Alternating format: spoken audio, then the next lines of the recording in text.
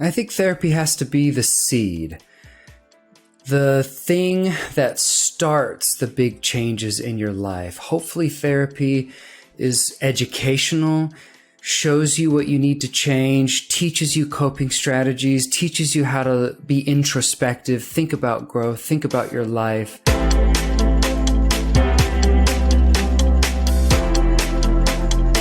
Welcome back to Discover More Podcast, a show for introspective thinkers with growth mindsets seeking authentic life stories.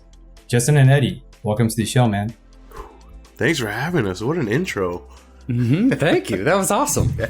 Yeah, I love starting Wednesday night with some men-to-men affirmations, right? Just guys being dudes. Yeah, always.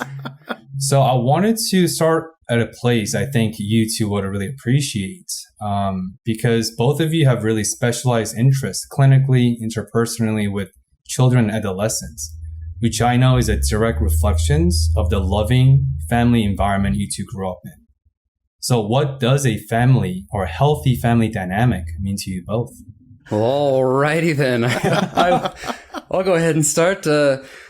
Oh man, the healthy family dynamic means so much. What we know about so many mental health diagnoses, and this is a blanket statement, is that there's what we call the two-hit hypothesis. It's nature and nurture. It's genetics and your environment. Yes, your genetics can predispose you to things, but your environment is ultimately what makes those different diagnoses come out. As a child and adolescent psychiatrist, I know my training has taught me that those early interactions with your caregivers mean so much, especially from like 0 to 2. Most people think like, oh, it's just a baby. They don't remember. But just because they don't remember, it doesn't mean that it is highly, highly, highly impactful on their brain and their brain development. So that's what ultimately I'm trying to do in this world is try and help kids feel the love and warmth that I had growing up, because I know that that's how a healthy brain, a happy kid grows up, is just feeling like they got a good environment, people that are out there caring for them and loving them. Amen. Yeah. Family for me ends up being like, yes, it's like the typical we are related, but it's also the people that you enjoy spending time with and that are there for you and are not just let's have fun together. It's we're there for you no matter what. And I think that ends up translating into like my friendships. Like I feel like my friends at this point are just an extension of my family. And I think in my work, it's me trying to make a connection with whatever client, student, patient that I'm with so that they know, there's somebody else in their corner. Like maybe home life isn't the greatest. Maybe it is the greatest. Maybe at school it's not the best. Maybe it is. But either way, you can always have additional extensions to your family and to your support people that are there for you.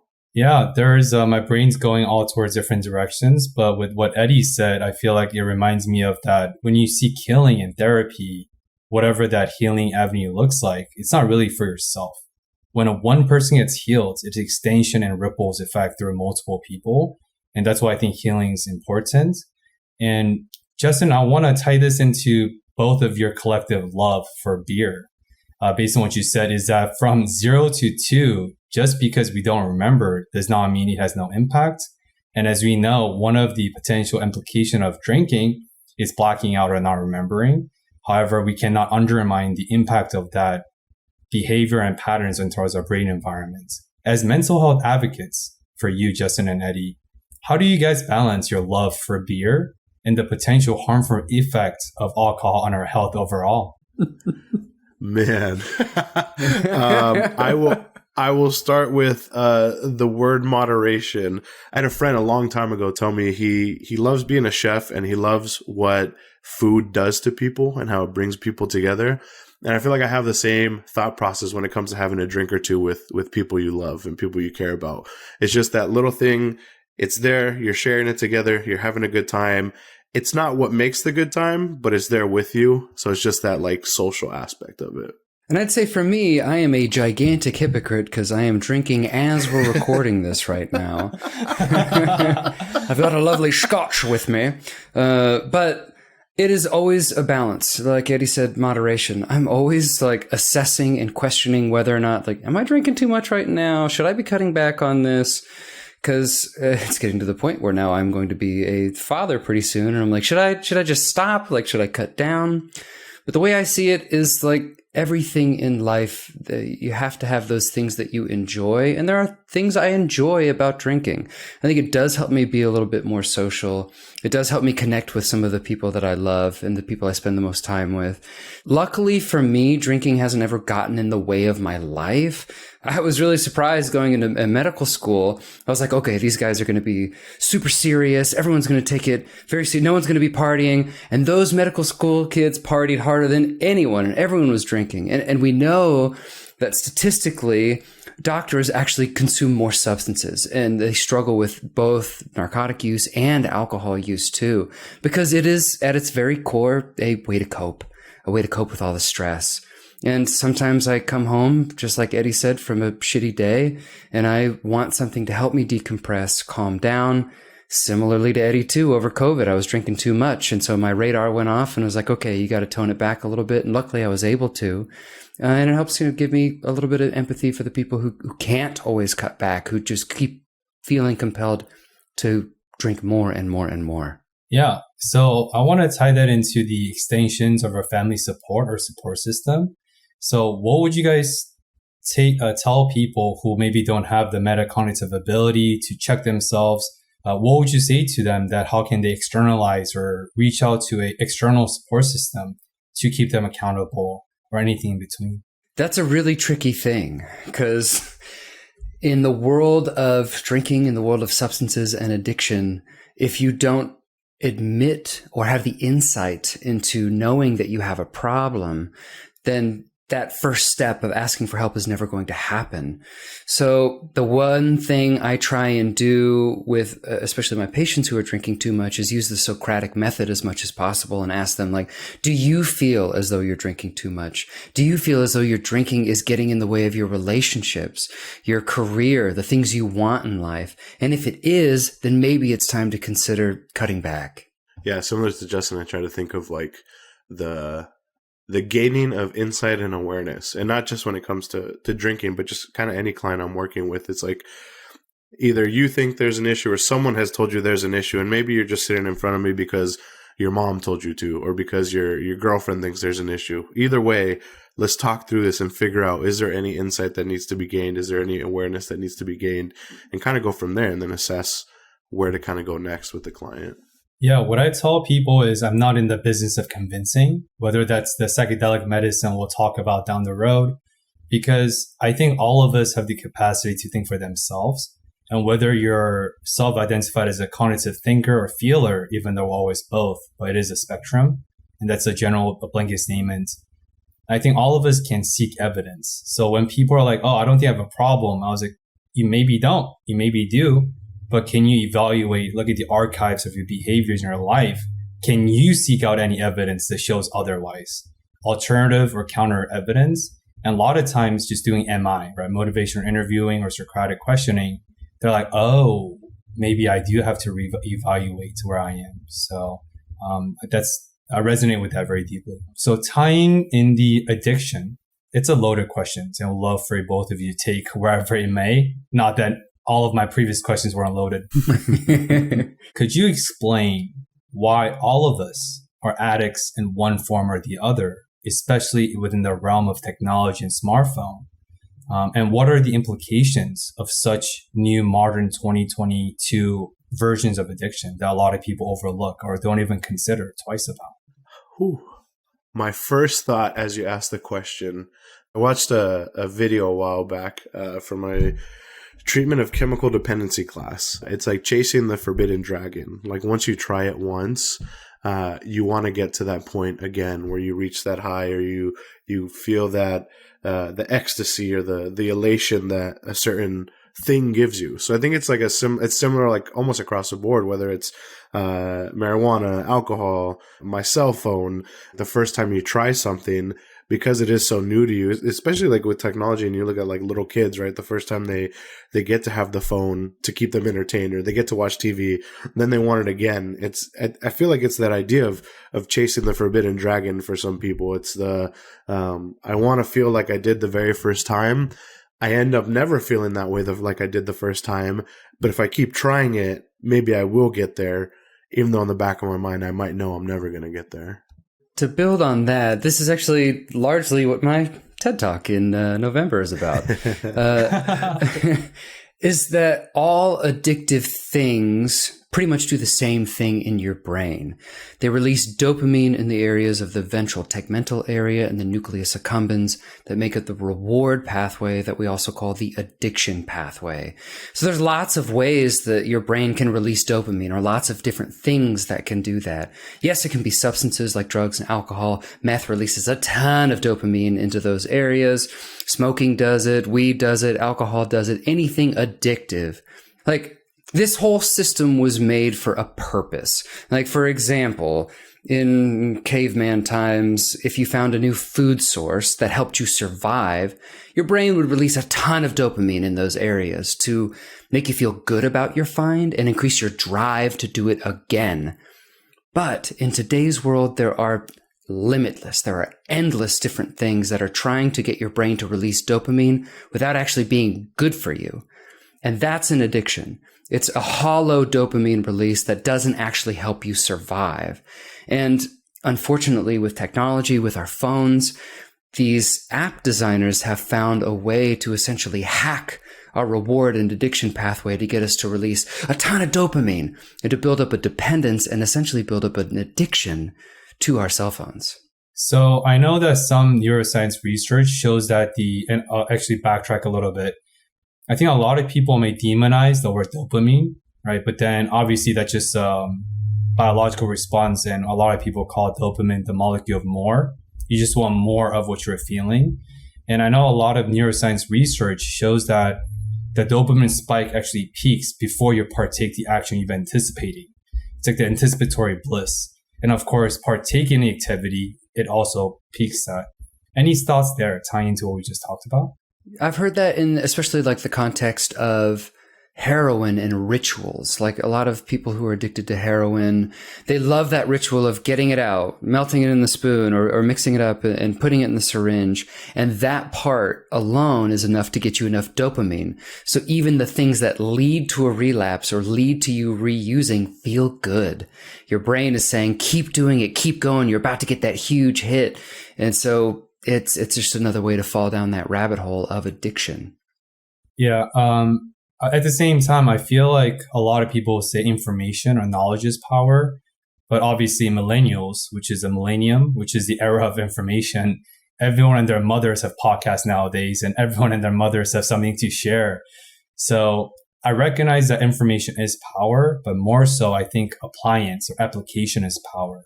So what can we do with the information you two just shared?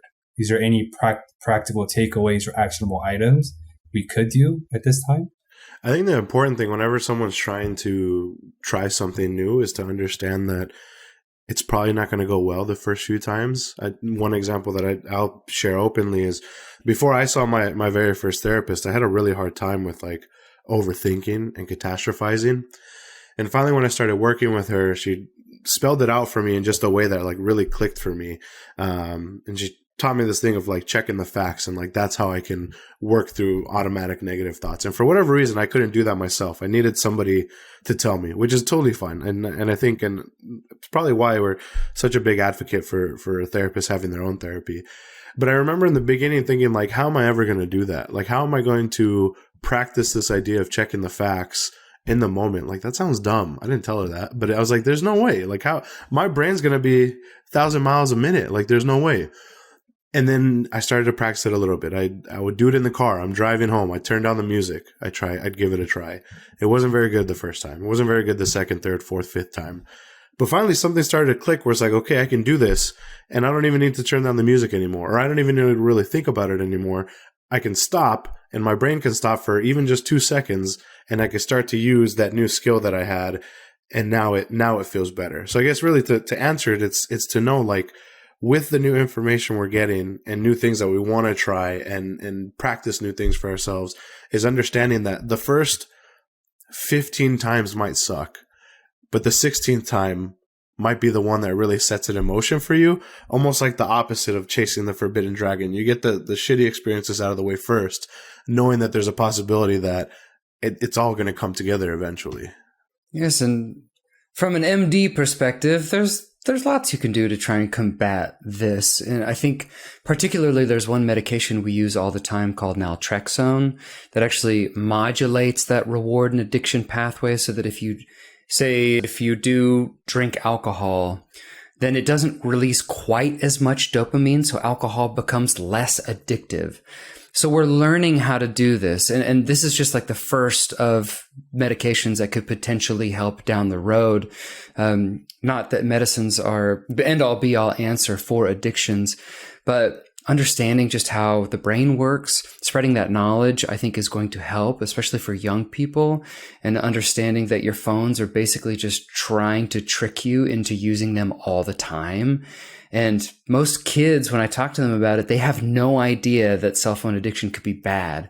And with any addiction comes a lot of comorbidities like depression, anxiety, substance use, obsessive compulsive disorder. Like, there are big real world consequences of any addiction, including cell phones. So education's a big piece. There are medicines that we're learning about can help. And then just having the strength and the willpower to reach out for help if you feel like you need it. Yeah, also with alcohol and cannabis, for example, there are inherent structures and mechanisms in place that sort of limit your usage, right? If you're at a 9-to-5 job, you can't just whip out a cannabis and smoking unless you work at MAPS, John Hopkins, which would be a great work setting. Or with alcohol, like you can sip whiskey during this podcast interview, but you can't really do that at work. Conversely, though, for cell phone, there is no such mechanism in place. You can do it in the bathroom. You can do that in the gym. You can do that at the desk. You can do that at home. You can do that in bed. Like, when does it stop? It never stops. So I feel like that's a good concrete way to sort of hold both and compare them. Not that they're comparable with their harmful effects with meth and cell phone per se, but I think the addictive property is comparable by any measure. Totally agree. And the fact that smartphones are socially acceptable, I think that's what really separates it from any other previous addiction, is that, giving your kid weed or giving your kid alcohol is like, that's pretty frowned upon. Most people aren't going to do that. But giving your kid the new iPhone for Christmas makes you a good parent, right? Or at least that's what the commercials tell you or want you to believe. So you're absolutely right. That social acceptability and you're expected to use it everywhere. And there's never a break. And that's why teenagers are on their phones for up to 9 hours per day on average. So that's the tolerance, and the screen time is creeping up year after year because they're designed to do that. I think the one place where I can think of where maybe there's some constraints is school. But even then, it gets really tough. And I'll just compare it to the school I'm at right now. Last year, we had a really hard time with students and keeping their phones away. And I think it was like a school culture thing, right? Like, nobody really was on it. Nobody was making a point to be like, hey, put your phone away. And it just kind of took over for the rest of the year, right? You get, especially with teenagers, with anybody, but especially with teenagers, if you try to march back on something when nobody else is doing it, you're just going to get run out of your own classroom, right? Like, no one's going to listen to you. What I will say is this year, I think there's been a bigger concerted effort to have more restraints on cell phones in school. And I think it's making an impact. And this is just subjectively from talking to teachers, whether it's in the lunchroom, whether it's just in passing, sounds like things are better. But you're right. I mean, other than, and that varies school to school. Like, some schools won't even care. Some schools will. And, unless we're all on the same page about it, like, I guess, yeah, there really isn't going to be, a type of constraint on it. Yeah, in addition, and we're not going to go too much into the macro, but just a quick glimpse that in addition to all these organizational industrial psychologists having the top talents, top budgets by marketing agencies, by these phone agencies to really max out and pump out these marketing, how can even adults like us with higher education and master's, doctorate degrees, let alone children and adolescents, they don't stand a chance. Like, normal consumers don't stand a chance. It's a very lopsided competition to begin with. And it is a big concern of mine, even though I use cell phone too, but at least we have this heightened, cultivated self-awareness to curb the usage by herself, which is a privilege in itself, right? I think too, it goes back to like the idea of knowing like the first 15 times that I try to put my phone on do not disturb, or I try to put my phone down before I get into bed 30 minutes before it's bedtime, it's going to be really tough. I'm used to the TikToks before bed, or I'm used to, oh, I wonder about this. Let me go check Reddit. Let me go check this. I can get the information right now. You're right. I mean, it is a privilege in a way that we have the opportunity to at least be like, okay, maybe I should cut down on this. And not everybody has that. And I think that's why we ultimately have to hold the companies who are making this addictive content accountable. And if you look at historical examples, we were able to hold like tobacco companies accountable, and that turned the tide in the smoking epidemic. We haven't been able to do the same for the obesity epidemic and the food companies with sugar. So what we do and what we force these companies to do will change how they approach us. Because right now it's an unhealthy balance where so many people are getting more and more addicted. And I think we're going to have to start holding them accountable if we want true systematic change. Yeah, as a former policymaker who got jaded after 6 years in policy, who turned into the micro as a clinician currently, I just want to send a message of hope that a lot of people view the macro or the system as a satellitistic like monstrosity that, oh, how can individuals ever fight against this monster? I want to remind everyone that the macro is comprised of the micro, period. They're comprised of people like us who chose a different path and took them repetitions and years to get to where they are. But as long as the macro is comprised of the micro individual decision makers, there is hope for change. And I think that's what mental health is about, right? Recognizing the capacity for change and doing something about that. Any thoughts there?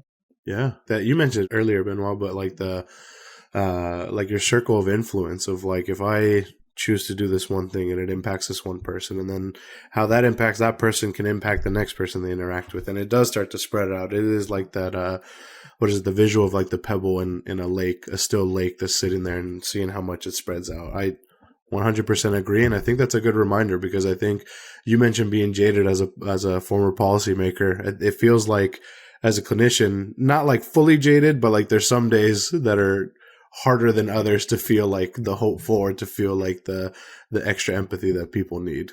I 100% agree. Yeah, the macro's got to come from somewhere. So it may as well be the micro is where those ideas come from until they get big enough, get enough people to buy in until it becomes the macro.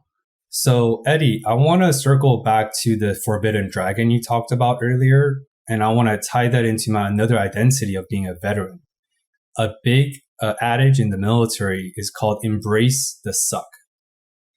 And obviously that statement has multi-layer meaning and multifaceted, but tying that into everything we talked about, maybe habit building, cultivating a support system, circle of trust, everything in between, and especially with mental health, because I think a lot of the mental health is recognizing the cruel reality at times that comes with suffering, which is the inherent nature of life. At the same time, I think recognizing what we can do in response to this container of life.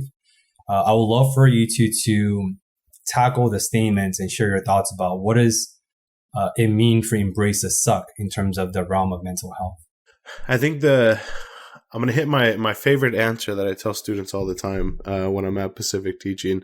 It really just depends on the situation. I think as you were sharing that and as you finished the question, the very first thing that stuck into my head was embrace the suck to the best of your abilities.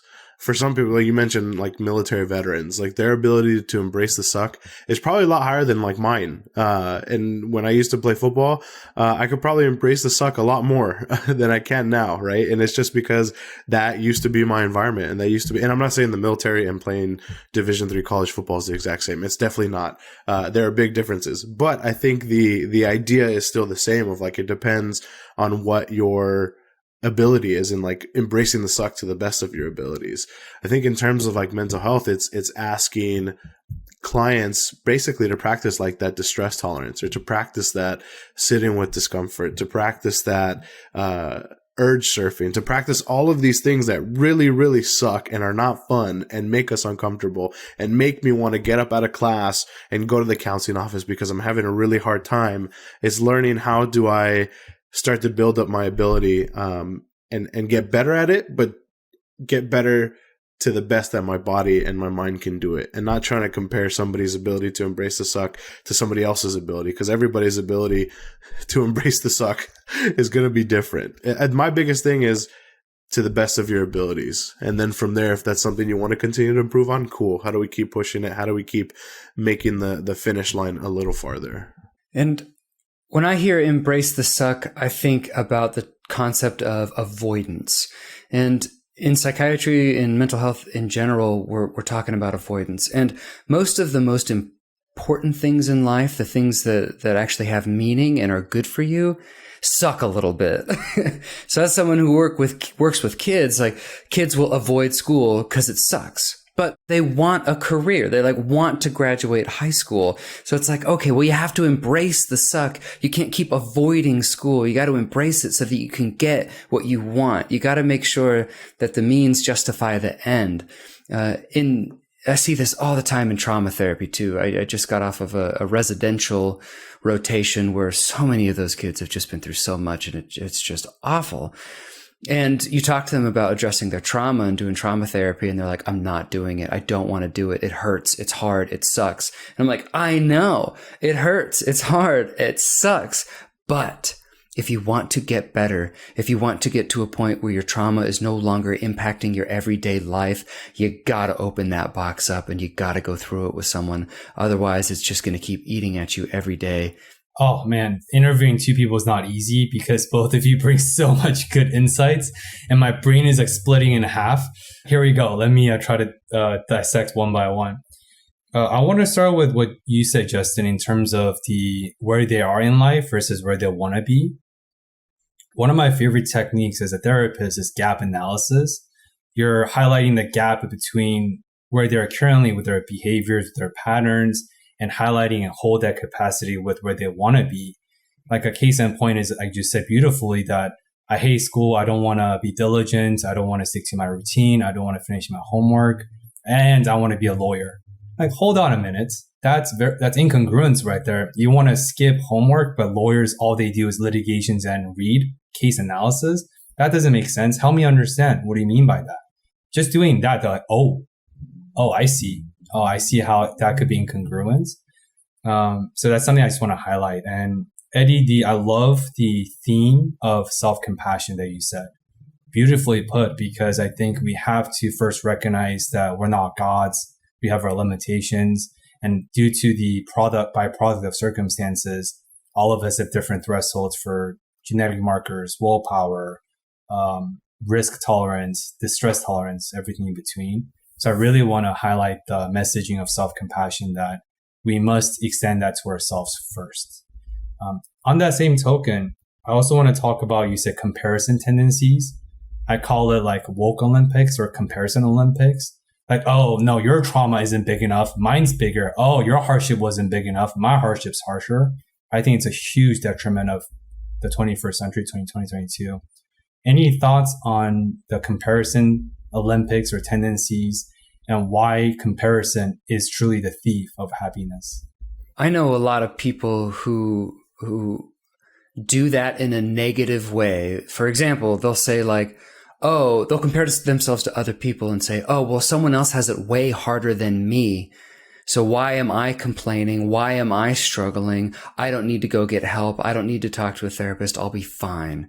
And so even comparisons, yes, they can be of a narcissistic nature and say, oh, well, whatever I've had is way worse than everyone else. But on the flip side of that too, it can prevent you from seeking care. It can prevent you from understanding and having that insight that maybe just because someone else in Ukraine is struggling more than you, that maybe you both need a therapist. I feel like there's days where I'm at work, and it's been at this job and other jobs, where the teens that I'm working with really make me feel like this world is going to be okay. Like we're going to be fine. Like at some points it really sucks and looks really grim, but I think we're going to be okay. And by that, I mean, like, there's a lot of times where kids will, like Justin's saying, like, they will put others' needs in front of their own, and they will say, exactly, this person needs me more than I need something for myself. So I'm going to be there for them, and I'm going to support them as best possible. And I think that's great. And I think that's beautiful. And it's awesome to see kids thinking that way, because I don't think I was thinking that way when I was 14, 15, 16. What I try to do with students like that and patients and clients like that is to just stop and be like, the way that you're talking about yourself, would you ever say that to one of your best friends? Would you ever say that to somebody that needs you? And the answer is pretty much always no. So it's trying to stop them and give them that first realization and the self-compassion we talk about of like, if you're not going to talk about like somebody else like that, or if you're not going to respond to somebody else like that, how about for once we make sure we're not responding to ourselves like that? Like, it's okay. It's okay to, if you think it's selfish for you to put your feelings first, that's totally fine. Be selfish for a little bit. Learn to be selfish once in a while. Just trying to ingrain that in the kids. And I think sometimes you'll get the comparison wars of like, your situation is not as bad as mine or this and that. But I almost feel like Justin said, it's almost the flip side that we see more often of like, you have it way worse than me. I need to stop. When really it's like both can be true. They can have a really shitty day and you can have a maybe even worse day.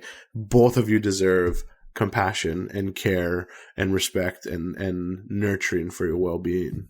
I think the natural follow-up question is, in terms of the sake of modeling, how do you two, Justin and Eddie, amidst your busy commitments, doing 12 different things, trying to create some positive ripple in life, how do you two show yourself self-compassion when you guys need the most? No comment. That's good. I don't know if I think about that too often. I mean, maybe putting myself first, whether it's like telling myself it's okay that I don't respond to every text message right away, letting my phone, get a bunch of messages and not responding to them, deciding that for this weekend, I don't want to do anything, or my girlfriend and I are going to just take time to ourselves and not have to go out and do all these things. I think it's whatever I'm feeling at the time and trying to be like selfish with my own thoughts and emotions of like, like if someone's not going to like the answer that I give them, like that's too bad because that's what's best for me right now. I'm trying to do those things. And I know it, especially as all three of us, people who are in the industry of compassion and caring, it doesn't happen all the time, but when it does, it's definitely helpful. Yeah, compassion fatigue is a real thing, especially in this job. And I got to admit that every once in a while, this job creeps up on me, especially if I've been through a hard interview. And usually by hard, it's just talking to someone who's just been through so much trauma and some of that vicarious trauma, a term we use when you're just talking to people about these horrible things that happen all day. I always tell my patients that dealing with emotional stress, dealing with emotional pain is such an individual thing.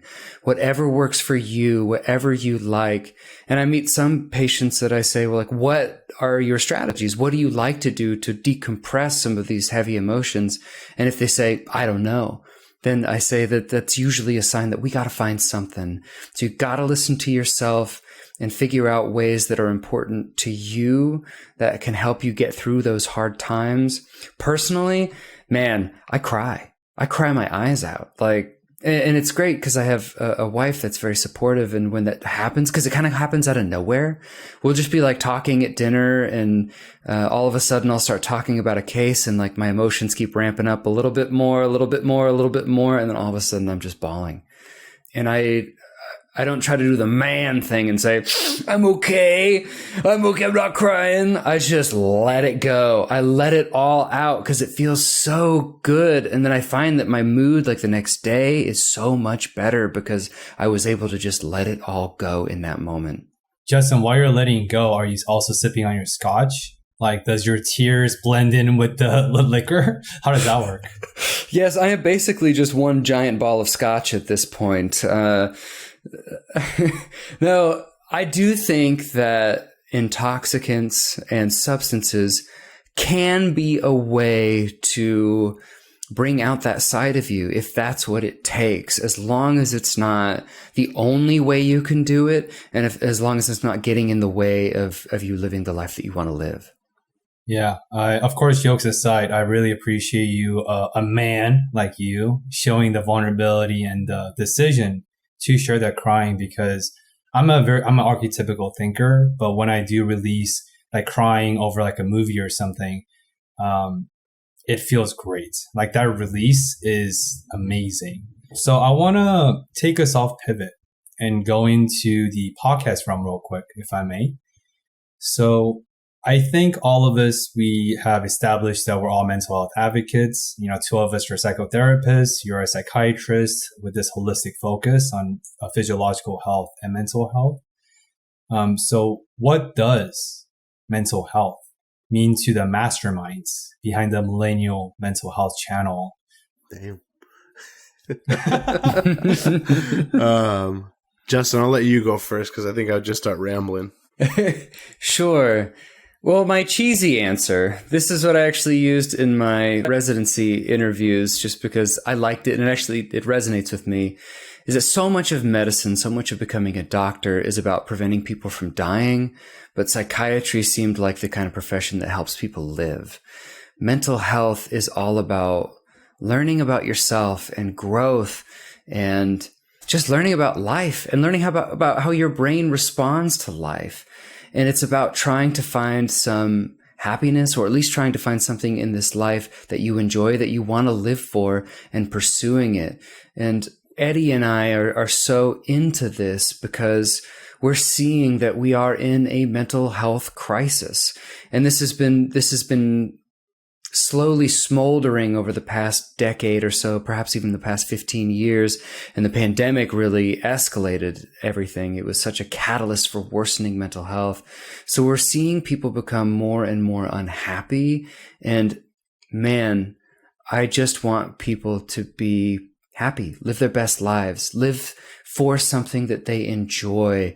One of the most magical things to Eddie and I is hearing someone who's been positively impacted by our podcast, someone who messages us on our social media and says like, oh, because of you, I had the strength to go get therapy. I realized that I needed to go get help. And we've had, even just hearing one person puts in 3 years of work on the podcast, totally worth it. If one person has somewhat more happiness, more joy in life, then man, that there could not be a better high than helping someone else feel better. Mental health, I think for me is health, right? It's just is overall health and well-being. And I think something that we try to push a lot is this understanding that, you are entitled to be okay, and not just physically, not just fixing your broken arm, or not just, I had a root canal yesterday, not just getting my tooth fixed. It's that working on whatever it is that's causing this anxiety or this depression, or it's all the same, whether it's a physical thing, whether it's a mental thing. Mental health to us is just health, and wanting to continue that fight and that push of like, it's not a bad thing. It's not, you're not weak. You're not a bad person. There's nothing wrong with you. I think in this job, in this role that we do, in this podcast that we have, the goal is just for mental health to just equal health. And if we can keep pushing that and keep doing that and figuring out a way to discuss it each 2 weeks when we record, I think we're moving in the right direction. So to me, it's mental health equals health. Beautifully said. And I hope you're ready for the follow-up question, because the heavy hitters are really, this is a warm-up. Heavy hitters are starting now. We're ready. So I know a lot of us are becoming allergic to the term of holistic health because of all these self-claimed gurus and their mothers on Instagram. But I use this term intentionally because I want to reclaim the power and the meaning of that. I view love the same thing. I think the word of love has been diluted for many years, especially in the Western context. But I think love is God and God is love. And likewise, I want to reclaim what holistic health means. Any take on the mind, body, spirit paradigm, as you two beautifully said, that mental health is physical health and vice versa. Your body can go as long as it can. It can deal with whatever trauma that you've dealt with. It can keep you going for days, weeks, months, even years for a lot of these people that we meet with and that we work with. But eventually your body's not going to be able to go anymore. And you're just going to be left with a shell of yourself, trying to pick up the pieces and trying to figure out how to keep moving forward.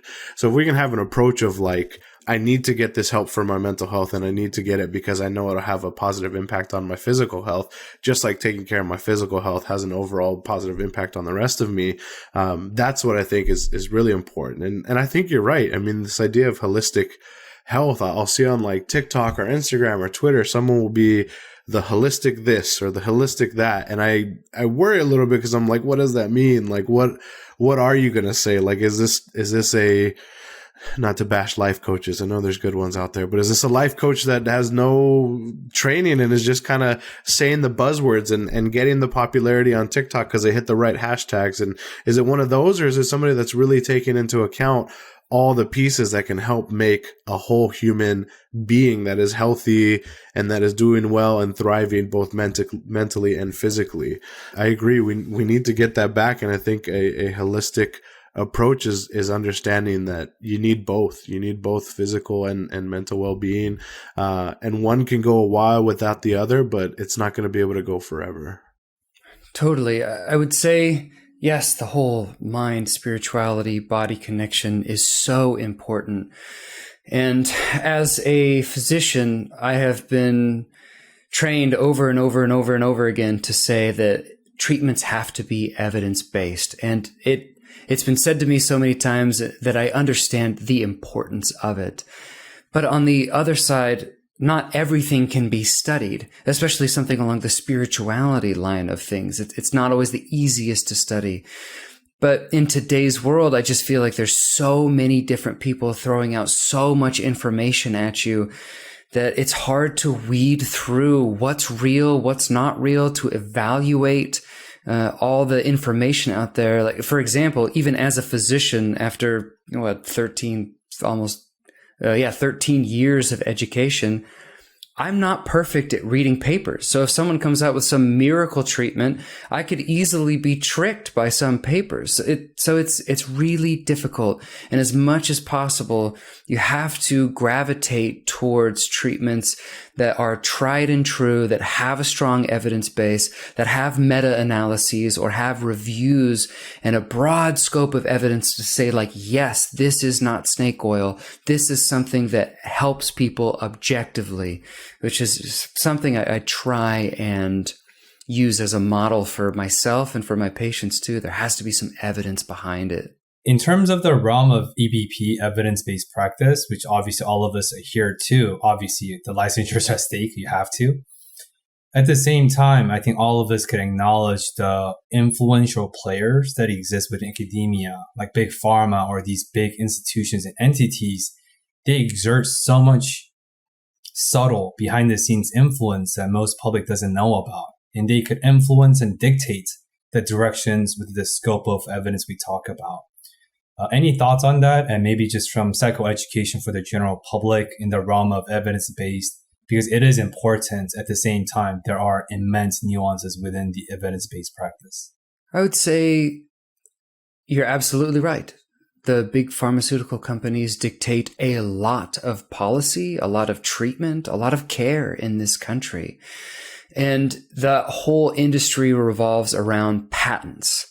And so you have to kind of follow what the patents are, what people are trying to make money off of. And that's the tricky part, is because vitamins and minerals, you can't really patent that. Or something that's natural in life, or like an herb or a plant, you can't patent it unless you genetically modify it. And so a lot of times, most of the studies in this world are funded by big pharma, and they're not going to fund a study on a substance that is readily available. It's widely available. They're only going to fund the studies on something that they can make a lot of money off of. And it's totally skewing our entire medical industry. My thoughts on evidence-based practice is the trying to like empower our clients and our patients and our students of understanding that just because something is evidence-based does not mean it's going to work for everybody. And the threshold for evidence-based is not 100%, and it's never going to be 100%. And knowing that just because, and I think specifically to, well, I mean, we can think about modalities too, right? Like CBT, ACT, DBT, the big ones of like, yeah, there's a lot of evidence based in them, but they're not going to be the best fit for everybody. Same thing with medications of like some of the best, whatever the best medication is for depression. You might be in front of, it might be a group of 10, 9 of them might get the best care from that one medication, but you might be the one that doesn't, and understanding and knowing that like that's okay. Like there's other options, and just because something's evidence based, kind of like what you were mentioning, Justin, of like just because something is printed in an article or it's in a journal and it's this hot new thing does not mean it's the end all be all, and it does not mean that it's necessarily correct. Studies a lot of the time, and maybe they're just like the psychological studies, but you can see a lot of studies that get printed the first time and then they try to recreate it, and you can't recreate it, right? So it's being the educated consumer and understanding that there's nothing wrong with you if something that's evidence-based does not work right away, is knowing that like you can consume as much information as possible to try and make the best decision for yourself when it comes to treatment and comparing evidence-based treatments. Yeah, well said. And once again, I love this self-compassionate thread line that with everything you speak through, Eddie. And you're very gracious, and I'm sure you're a great therapist for a reason. I think I'm too old to be your client, but maybe in the next lifetime. I got you. And also as a podcaster, I love when different seemingly unrelated thread lines become unison. And I just had that moment, and here comes psychedelics. So in terms of patent, Justin, we are currently in the psychedelic renaissance, and there is a huge company called Compass out of Canada, and they're the first company to went public with $1 billion evaluation, I think a year and a half ago, and they attempted to monopolize by patenting synthetic psilocybin. But they were challenged many folds because, as you know, that compound existed for eons. So how can you patent it? But that's just a concrete example talking about the fuckery that exists within the realm of patenting and what we call evidence-based. So I am going for specialty in psychedelic assisted therapy, and I have my pulse on most research out there with Johns Hopkins MAPS on MDMA and psilocybin for PTSD and depression or treatment-resistant depression. And I'm also a beneficiary of the plant medicine myself. I was able to move through the biggest sexual trauma I had in college through psilocybin. And I'm sure we can share more about that on your show. But why do you, in particular, Justin, because I know this is more of your forte, and Eddie will love to hear your thoughts as well. Why do you believe in the power of psychedelic medicine, especially currently in this so-called psychedelic renaissance, air quote, where a lot of people are simply following the trend because it's the cool thing to do? Great question. I actually had a conversation with my attending the other day, and she said, "Oh, I never really follow the fads. This seems like a fad. I'm not going to jump on board." And I was like, I don't think this is a fad because if you look at the history of psychedelics and how in the 1950s and 60s there were thousands and thousands of papers. The original creator of LSD, Sandoz, they would give their samples out to anyone. If you would write into them and say you were going to do a trial or a study on LSD, they would just give it out to you and be like, all right, good luck. So there was a ton of evidence rolling in that showed that it was good until it was demonized in the 60s by the Nixon administration, was placed as a Schedule I drug and totally stopped everything. So I don't think this is a fad because this has been reiterated multiple times throughout human history, not just starting in the 60s, going back to ancient South Americans and Central Americans using primarily psilocybin magic mushrooms as a spiritual awakening. I think if it goes away, it's going to keep coming back too. I think there is some real merit to this. And the cool thing is, going back to the evidence-based thing, is that there's really good evidence for psychedelics, I shouldn't say way better, but significantly better than our current treatments for depression, anxiety, substance use. So that's the cool part. These compounds that have been around for eons, for thousands of years, have real significant effect sizes that could potentially change people's lives and make them happier, make them enjoy their life more. why not? Like, why the fuck not? Justin, I think, mentioned, a lot of our medications are from pretty long ago, and things have changed, and their ability to make a significant difference in someone's chemistry is different. Like it's just all different now. It's been so long. I think the other piece that keeps me interested in it and keeps me thinking of like, this could be the next big thing that can really help us, is how many of the older people are upset about it. How many of the older heads in medicine and in therapy are like, no, like stay away from that. If they're upset by it, then maybe we should keep pushing it. Cause just because they like things to stay the same, I think makes it even more of like, yeah, we need to look at different things. Justin's, visual of the going down a snowy hill, and you're going down it, and the more you go down it in the same path, the slower it gets because snow keeps getting pushed out of the way, and psilocybin or any type of treatment. And I use this example for anything, whether it's CBT, DBT, talk therapy, medication, whatever, can be the new thing that covers it with fresh snow and gives you an opportunity to figure out a new way to try something. I'm all for it. And I think it's a cool thing that we get to be in the middle of as professionals. I don't have any plans on being like, and trying to get the certification or the training to be a psilocybin assisted therapist. But I think it's really cool. And I think it's something that really can impact a lot of people who otherwise haven't gotten that help that they need or that they deserve. Man, there's so many directions I could go with this. So let's talk about the path of high resistance. So bringing back my identity as a veteran, in the military, you're taught when you're entering like a hostile environment, you want to seek out the path of least resistance because you don't want to run into a rain of fire, so to speak.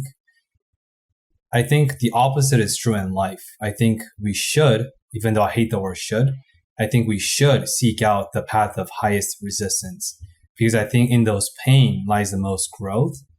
And similar to what you just said, Eddie, right? So in that sense, like, what do you guys think about in terms of like, oh, if the older heads are triggered by this new emerging phenomenon of psychedelics, maybe that is a cue that we're on the right path.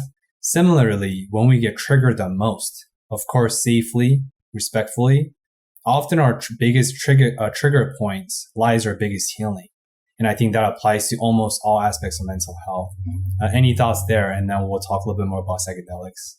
No, I think that's a great point. I think maybe not just mental health wise, but I think just in my own like personal life of trying to be a more informed adult, and hearing things from a hopefully not too biased news source of just trying to figure out whether it's things locally, whether it's things nationally, whether it's things worldwide of like things that are going on. You're right. Like the stuff that upsets you is probably going to teach you a thing or two. And I think in terms of like psychedelics or in terms of like mental health, I'm going to go back to what I said before of like going to the path of highest resistance that you personally can take, right? It's helping a client go through the trauma to the best of their ability in that moment, but also understanding like we're trying to build up to something, right? So I agree with you, and I think my only 2 cents on it is on what's best for the person or how much they can take at a certain time while understanding like we want to push and get to another place.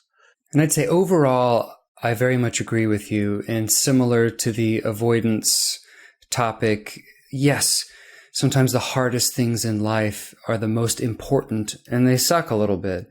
But I will provide a counter example to where when I was in medical school, I was between applying for psychiatry, and I thought maybe at the time I wanted to be an ear, nose, and throat surgeon. I know, very different path.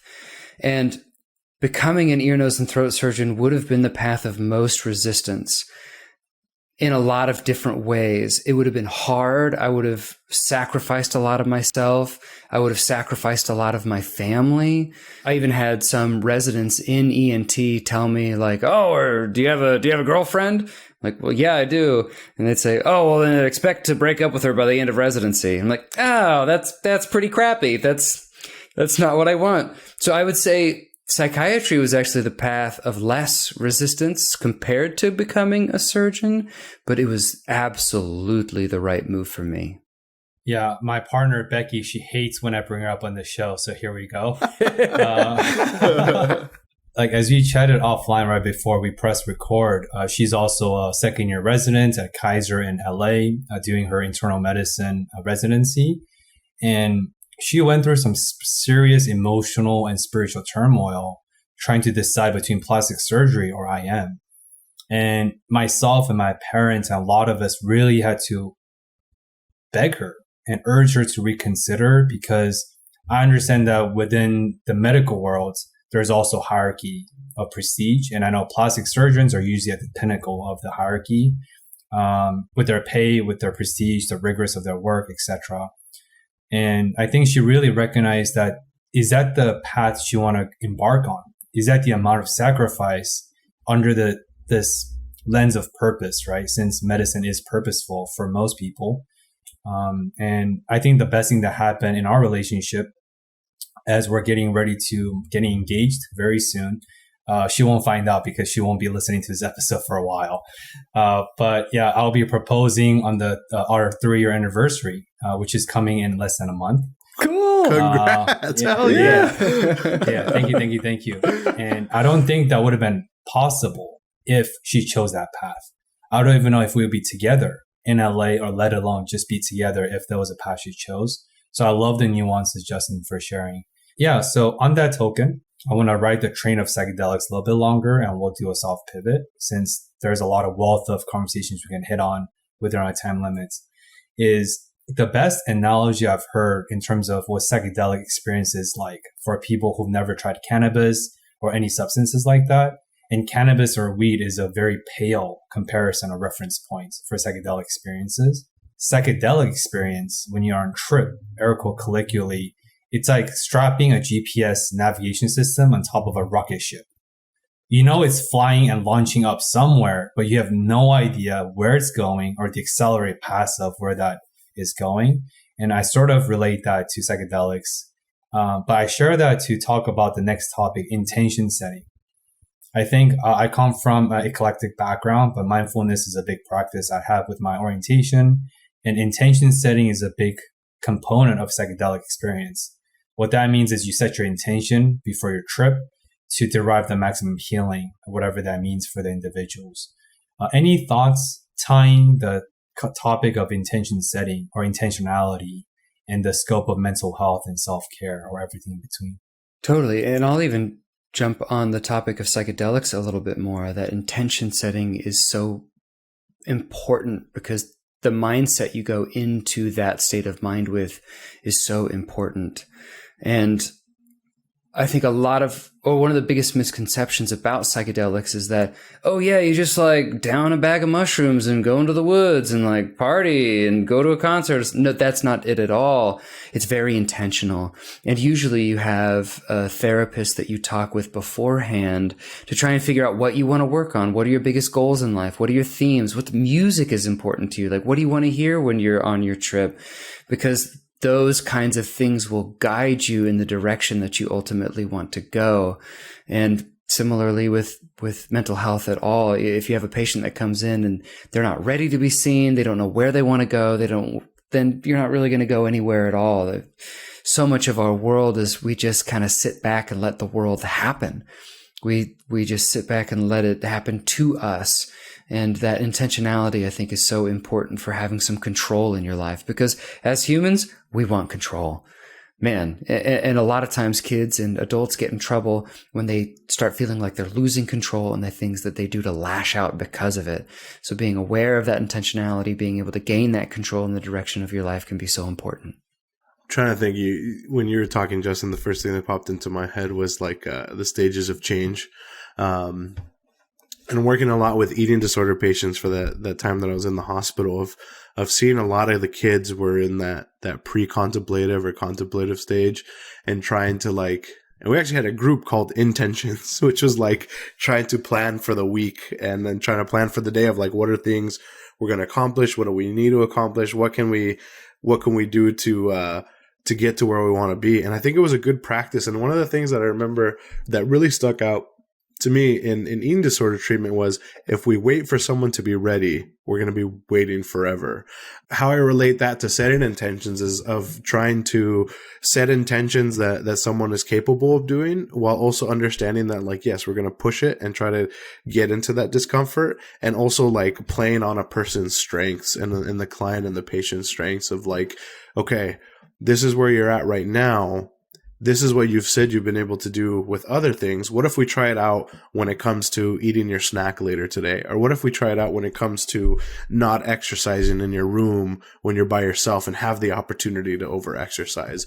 So I think that the idea of setting intentions and putting that together with like the stages of change is like so important in our work, and so important with trying to set the best intentions for our clients and like where they're at that day. And I think of it too. I used to tell the clients I didn't stop telling them, but more specifically when I was at the eating disorder treatment, it was always like, give me the best that you can for each day. And if one day the best is you do everything correct, you eat all of your meals, your weight looks good, your vital signs are coming back perfect, great.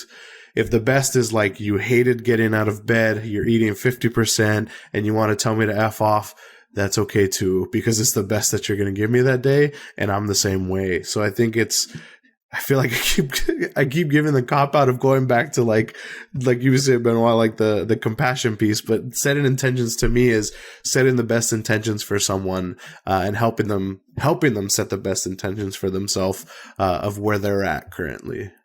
So how can we be intentional about being proactive versus reactive, tying Justin's response about a lot of us often let the world happen around us?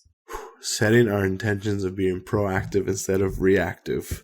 If we're talking about ourselves, it's trying to figure out like where we're at currently, and knowing that like it's going to be a work in progress, knowing that it's going to suck in the beginning, but knowing that it's something that can be worked on.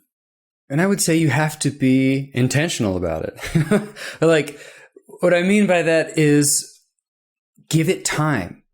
Set aside time for activities, things that you enjoy that allow you to think about what you want to do, that allow you to assess who you are, what you want.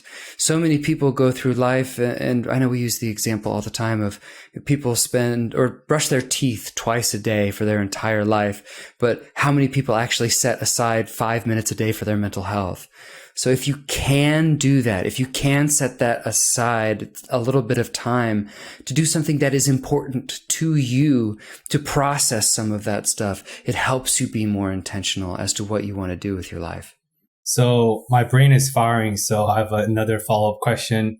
So in terms of doing the work and setting aside time intentionally to take care of mental health, physical health, whatever, because I know a lot of people don't brush their teeth twice a day, especially men. We all know that's facts. Because I think a lot of people, I've met a lot of clients who've sought therapy before, and it just was not a good experience. And thank God they came back and gave it a second shot years down the road since the seed was planted. To such folks, I tell them there's 168 hours in a week. Therapy is about 15 minutes, maybe an hour if your therapist is really dedicated. Right? That's an hour out of 168 hours. We take longer shower. If you accumulate the amount of time per week, that's more than the amount of time you see this professional therapist. So I always tell them integration is the key. Therapy is part of the work, but it's not the work.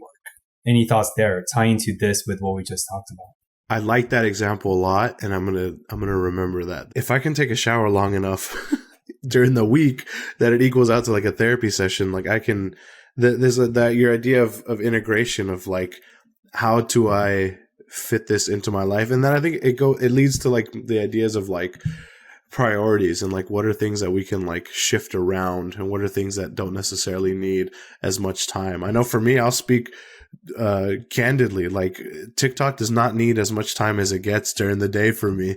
I have a book on my nightstand that I'm working through and that I'm really enjoying, but I'm not giving it enough priority and not enough intention and integration into my life. So now later tonight, I'll probably read it in shame because I need to be reading it. But I guess I don't really have much of an answer of this idea of integration, but more of like, I like it, and I think it is important, and helping our clients to understand and figure out, and even for ourselves, like, where can I maybe sacrifice some time here and there? Because if like I do it each day, by the end of the week, it'll equal out to a whole therapy session or as much time as I take to shower during the week. I think therapy has to be the seed, the thing that starts the big changes in your life. Hopefully therapy is educational, shows you what you need to change, teaches you coping strategies, teaches you how to be introspective, think about growth, think about your life, so that ultimately you can move in the right direction. Sometimes you need that therapy to be the start of it all. So I think, yeah, it has to be the seed, and then it starts to spread out. And sometimes you get a bum seed and you get the wrong therapist and it just doesn't work. It's just not a good fit. And that happens. And sometimes it can be really demoralizing. But just having the idea that I'm going to find the seed that's going to help me build up my root structure, my foundation, so that I can start to blossom. Oh, that was cheesy. Oh, that was so cheesy. My apologies. You're forgiven. I love language reframe. Like, I'm multicultural, as I shared with Justin before Eddie joined us, and I'm trilingual. So I think language is very powerful. And if you think about language, it's artificial, it's man-made, but it allows us, with 3 different people with 3 different genetic mutations, with their 3 different cultural upbringing, 3 different regions, 3 different skin colors, to communicate in the same way of what's happening in our brains. I don't know about you guys, but that blows my mind every single day, the intricacy of language. So to that note, I want to share another thing that I often share with my clients and friends is, if I were to ask you, you can dedicate 2% of your effort to improve dramatically the 98% of your life. Would you do that trade-off? I think most people would say yes, and that's therapy. 2% will magically improve all aspects of your life for 98%. And I'm very quantitative, so I feel like when you lay out like that, it's a no-brainer. Because people are like, oh, an hour seems like a drag. Oh, I don't know if I have an hour to see a therapist, or I don't know if I have 2 hours to talk with close friends about emotional stressors. So if you want to quantify that, let's quantify everything, not just a certain aspect, right? So I just want to share that in the hopes of having us with more perspective on languages. We're all about stats and facts. So we love that quantitative that helps us visualize. And it's so right. You're so right. Yeah. Maybe that could be the next project for you guys, Stats and Facts podcast with Justin and Eddie. Just stats and facts. Hey, it catches, it works. Right? Yeah. Mm-hmm. Justin talked about this in the beginning of the show, where getting help is hard, because to get help, you must recognize that you need help. And that's, I think, is the biggest barrier, especially for men, right? And for my men clients, I usually say, oh, I'm not here to heal you. I'm not here to save you, because savior complex is real. I'm here to simply help you self-discover, self-explore, and help you get unstuck. That's what I feel like is what therapy is. And I feel like that's a good reframe that works with my clients a lot of times if they're men. But I just wanted to see what are some of the tangible, concrete language or tools or techniques that you two use to help destigmatize therapy or mental health for your clients and patients. I felt like I came up with when I was in the community mental health clinic was talking to teens about, like, you're carrying this bucket. Like, this bucket is let's just say it's what carries your emotions and the things you're dealing with. And really the only person who knows how full the bucket is you. And the only other people who may know how full the bucket is your support people that are close to you. If you physically think about me standing in the middle of a room with a bucket and you're standing next to me, you can easily look over in the bucket and see how full the bucket is. And that's the example of you're someone that I let in and someone that I can talk to and knows about what's going on. If you're farther out, if you're in the corner of the room, I'm in the other corner of the room, you don't know what's in the bucket and you can't really tell how heavy it is. The hard part with the bucket is that it gets fuller and fuller when things go on and when we have these difficult things that happen and we're not emptying our bucket somewhere else. And then we eventually get to the point where the bucket is spilling over and it's starting to make a mess everywhere. And I equate that to we're having blowups at school, or we're not able to talk with our parents, or our significant other is upset with us because we're not communicating and we're just blowing up everywhere. And I try to explain to clients and the teens of like, therapy and just checking in with each other is your opportunity to walk the bucket over and have some help with me, either carrying the bucket with you or just being next to you as you carry the bucket. And we go to a place like a sink or like the backyard, and we dump it in a place that's a little easier to dump it. Another thing that I use I switch it up a little bit is because I'm in a school setting now, is talking to students about the backpack that they wear every day. Like the only person that knows how heavy the backpack is you, and maybe the person next to you when you take it off your backpack and it boosh right onto the floor, right? That's the only people that know. And the way I explain therapy and treatment and checking in with them is like, let me take a couple of those textbooks out of the backpack for you. Let's act like this is the locker and you're emptying out a little bit so you don't have to carry it all day.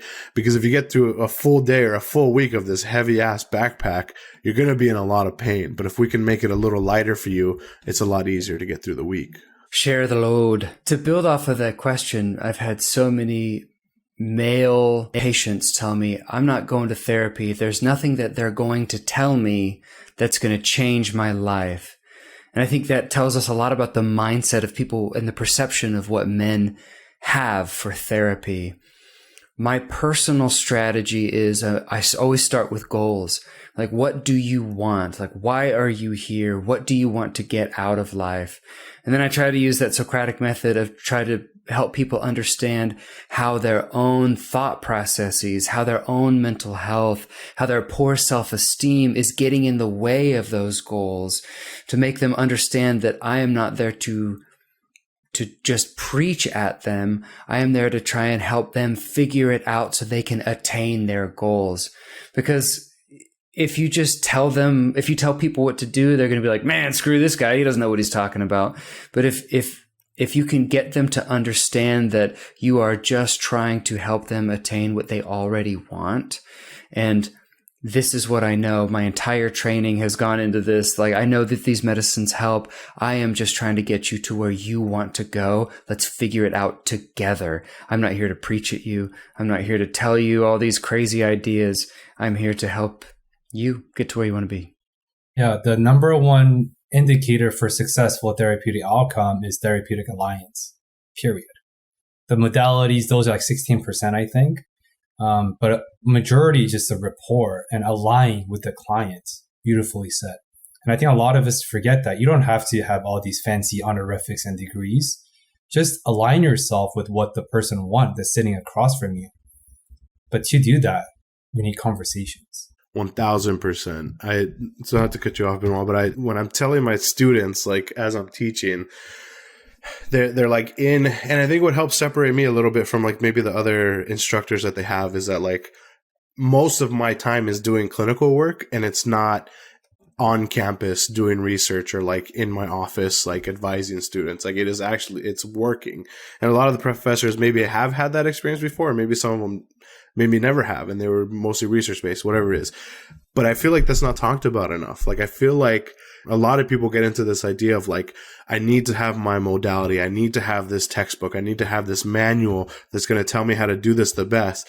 But if you're not able to sit across the way, across your desk, or someone sits in a chair in front of you who you've never met before in your entire life, and they are now here potentially in like the lowest part they've ever been in their life, if you can somehow have a conversation with them to where they feel not like they have to open up all the way, but they can at least share something, then it doesn't matter what you know. It doesn't matter what expertise you have. Like, that's great if someone is DBT certified. That's great if someone's done all these certifications.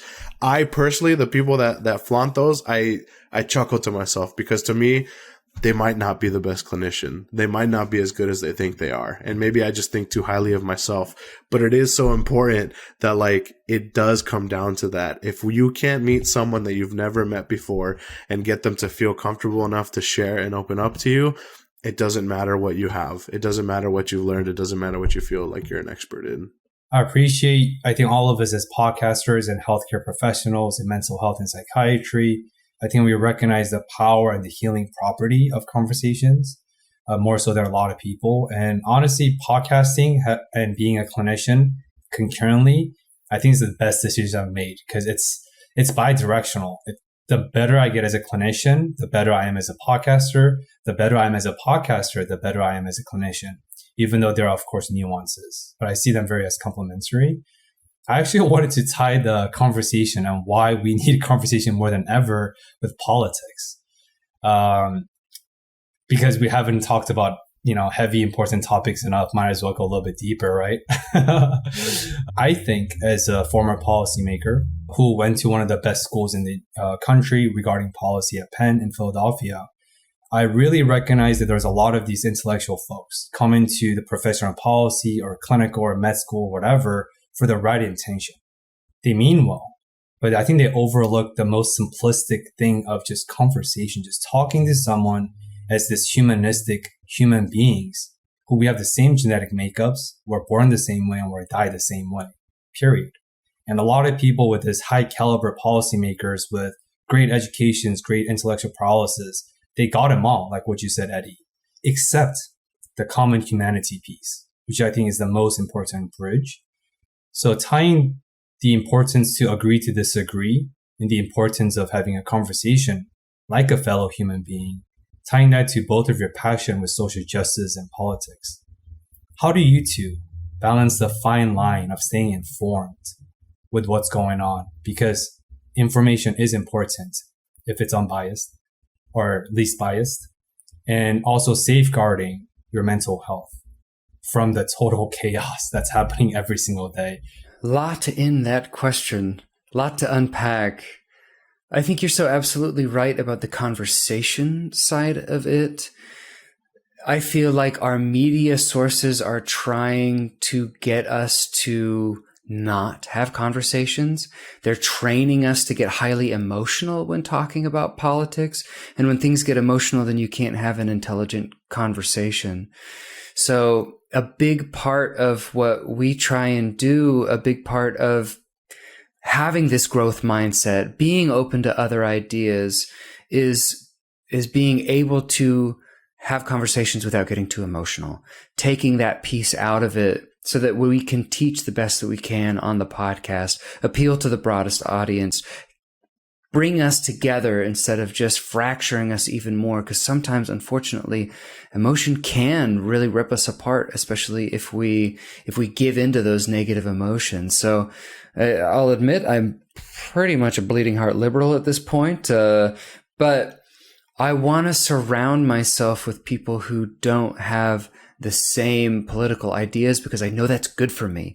It's important to surround myself with people who don't think the same way as me, which is one of the reasons I actually like being in Nebraska, which is a very conservative state, is that great food here, surprisingly, in Omaha, Nebraska, but there is good diversity, especially in Omaha, keeping those conversations going to continue that growth mindset.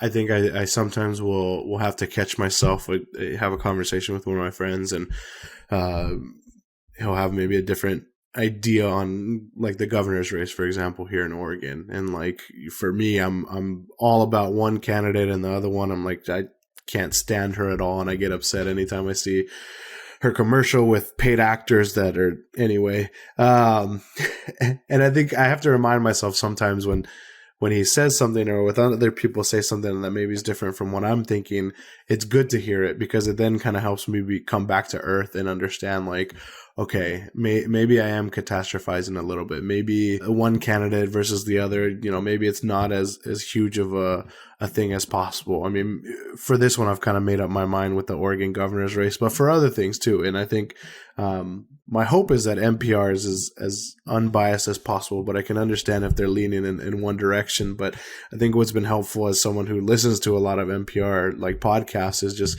getting to hear other sides of stories, because I think it's easy for us to just focus on the one side. I think Justin and I have talked about it too. It's like I can never in a million years see myself voting for someone like Donald Trump, but I can see why people did, and I can see why people feel like he's the right person for the job and he's the person that represents them. It goes back to what you were just saying.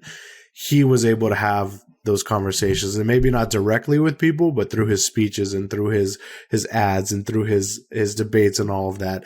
He was having a conversation with a lot of people in the United States, and they felt heard because of him. So they felt like this is the guy for us.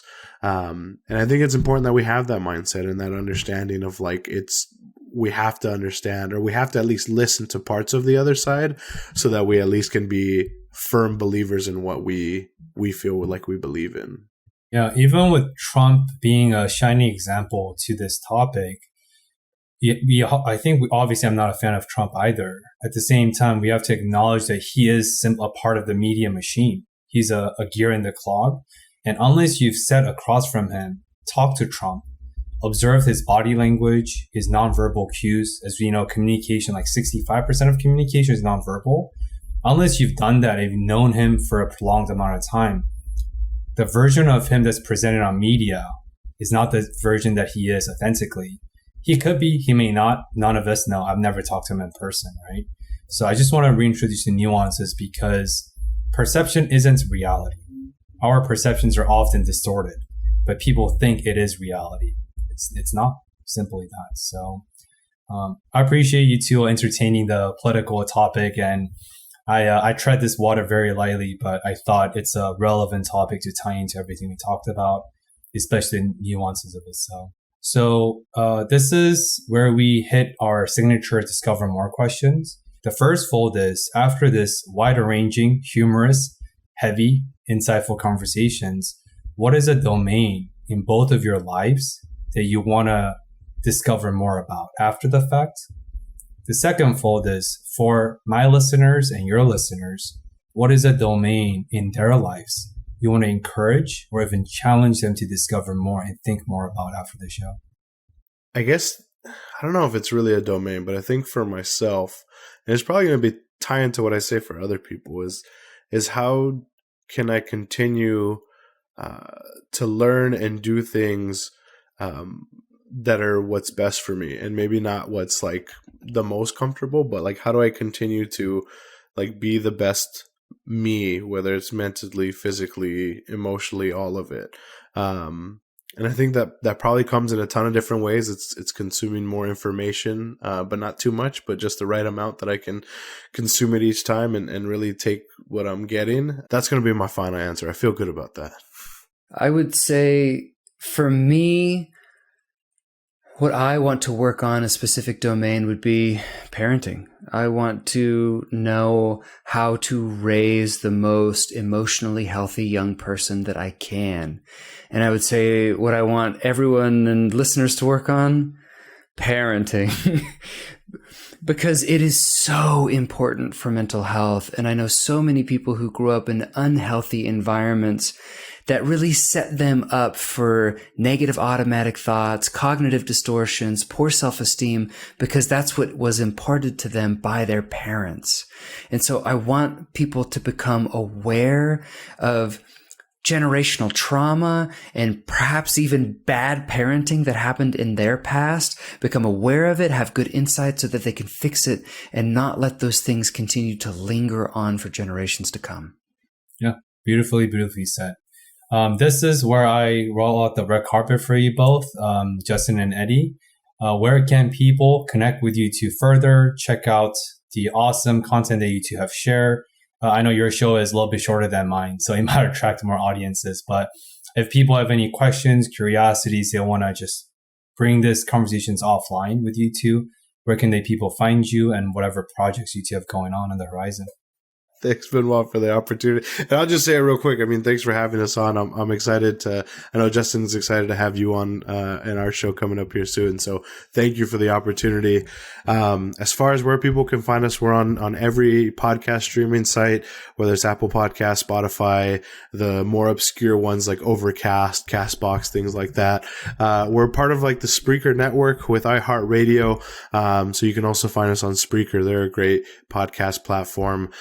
As far as social media, Instagram, Twitter, TikTok, it's at Millennial MHC. And I will go ahead and share an embarrassing moment for us. We actually spelled millennial wrong on our podcast artwork when we first started, because it is a tough word. So for the listeners, it is 2 L's and 2 N's, at Millennial MHC.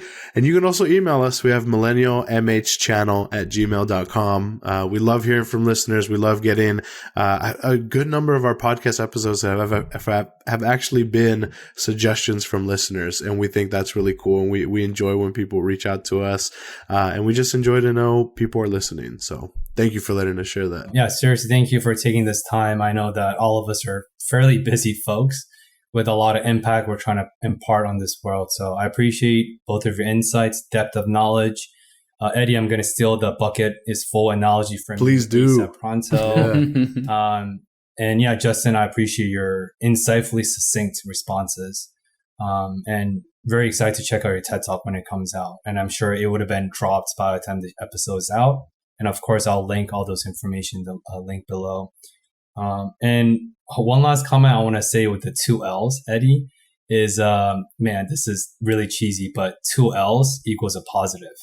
So, so whatever that meant moving forward, a math joke. And to all the listeners, as always, I really appreciate your intentional attentions, checking us, the long form podcast I have week after week. We just passed the 3-year mark recently in September. And then our YouTube channel just broke 1K subscribers within 5 months. I'm very, very excited. All the sweat, blood, and tears are paying off a little bit, in addition to all the hopeful messages and interactions we do have on social media. But as always, I will include all their show notes in the episode below. And if you found any value from this episode, please hit like, subscribe, and share this episode with one friend. That's the best way to encourage me to continue to seek out amazingly funny and insightful folks like Justin and Eddie today. And as always, hope to see you again in next week's train of Discover More. Thank you for listening.